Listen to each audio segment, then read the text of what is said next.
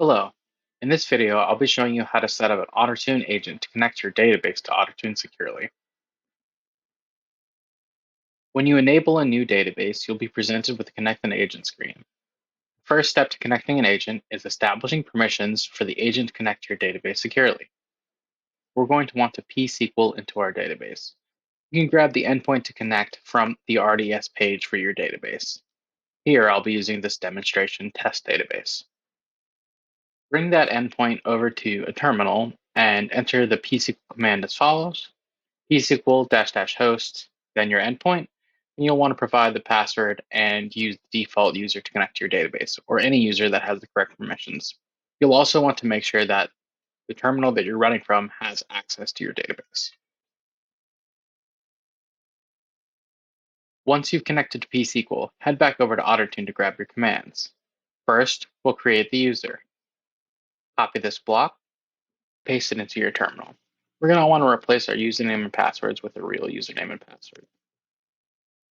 Let's go with OT demo user and just the password.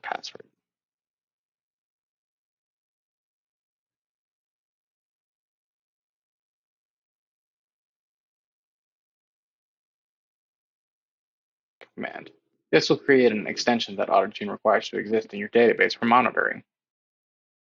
Paste the command back in on the command line.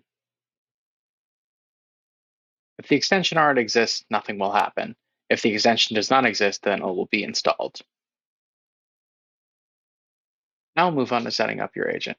The easiest deployment method, and the one we recommend, is using Fargate via CloudFormation. Step 1 is selecting this deployment method. Then we'll move on by copying the API key provided here. Click on Quick Create Fargate Agent to hop over to AWS. You'll land on a stack creation page in CloudFormation. You can leave the stack name alone if you don't have duplicate agents, but you will need to create a new name if you have another agent. Here, let's go with Demo 726. Take the API key you grabbed from OtterTune and paste it in for the first field of the agent. Then, you'll want to enter in your DB username that you just created in pSQL. In our instance, this is OT demo user. And then you'll enter the password that we use to access that user. In this case, that's password. For Postgres database management systems only, you can enter a name of a Postgres database to optimize it. You can provide multiple databases with a comma-separated list. We can also use the default Postgres. Select a security group to associate with the agent. This security group must be able to talk to the target database, as well as talk to OtterTune via any outbound connection on HTTPS. Similarly, select an appropriate subnet ID.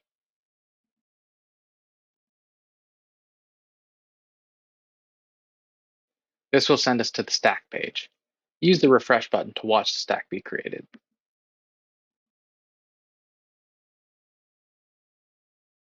You can also head back over to OtterTune and double check the agent status. While the stack is being created, it will be marked as uninitialized. When the stack has finished completing, you'll see a logical ID matching your stack name with status create complete. If we head back over to OtterTune, you can see it now says agent connected. Congratulations, we've now set up our first agent.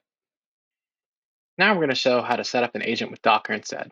I've already destroyed the agent created in the last demonstration to make room for this one. On our agent setup screen, select the Docker option.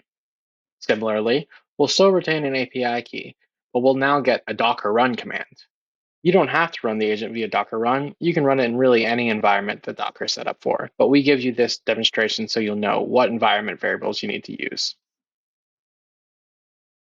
You can copy the command here for convenience, or just look at it as reference.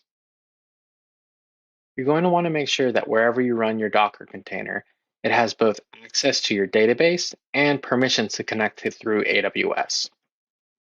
We're going to be running it locally via this command line, which has public access to our database. And additionally, we're using AWS access key credentials for this demo access key and demo secret key here with the environment variables -- AWS access key ID and AWS secret access key ID. You can choose to give credentials in this way, but it's probably preferable to embed them into your ECS cluster if that's where you're running your Docker agent, or whatever your setup might be. Just use the best security practices there. We've already filled out this command here for demonstration purposes, so let's go ahead and run it.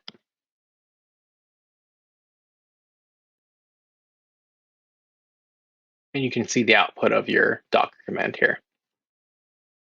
Let's go ahead and head back to OtterTune. And we can see now that the agent has successfully connected. Another option for setting up your agent is Kubernetes. I've deleted the other agents so we can demonstrate setting up an agent with Kubernetes instead. Still take note of your API key, because you'll need to fill out your Kubernetes YAML with that. We go ahead and provide you with the Kubernetes YAML here. Copy the Kubernetes manifest into a local file. You'll want to fill in the environment variables with the appropriate values for your database. Once you've filled out your manifest completely, head to your command line and then enter kubectl apply to create your deployment. You'll want to pass in the file you created locally. You can use kubectl get deployments to see your deployment. It's going to be in the default namespace unless you provided a separate one. As you can see there, our agent is up and running as of 18 seconds ago. If you head back to OtterTune, you can scroll down and see that your agent is now connected. The final current method to set up your agent is using a Helm chart.